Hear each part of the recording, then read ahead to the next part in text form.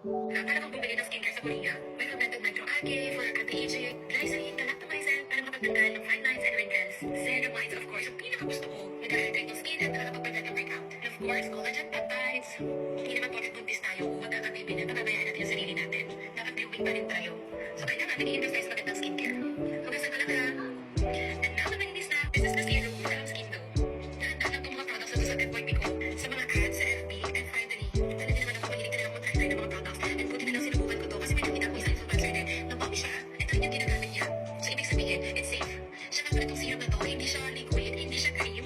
Ang ganda ng consistency niya. It's like jelly. Yung kapag in-apply mo sa balat mo, ang bilis niyang ma-absorb. By the way, sobrang nag-trending to sa TikTok ha. Ang gusto ko naman dito, meron siyang niacinamide, hyaluronic acid, aspartame, and slinamycin. Nabihira yung mga skincare na meron slinamycin. Pag sinabing slinamycin, nasa mga premium products talaga. Premium skincare. Actually, dito pa nga lang sa dalawang to. Sobrang plug-plug ng skin ko.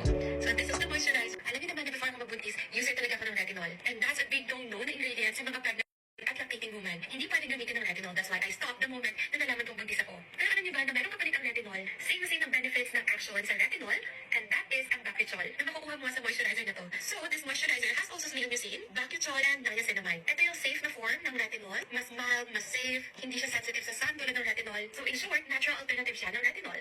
So, ginagawa nito, anti-aging siya, and pinapreventing niya yung pagtubo ng mga acne at pimples. That's why, ang pinakapaborito ko sa kanilang tatlo is the moisturizer talaga.